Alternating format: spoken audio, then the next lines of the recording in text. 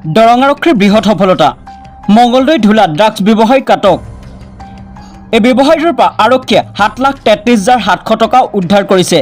লগতে 132টা ড্ৰাগছৰ কণ্টেইনাৰ 2টা ড্ৰাগছ ভৰ্তি চাবোন কেছ 32.2 গ্ৰাম হেৰইন সহ আটক কৰে ড্ৰাগছ ব্যৱসায়ীটোক ধুলা থানাৰ অন্তৰ্গত 10 নং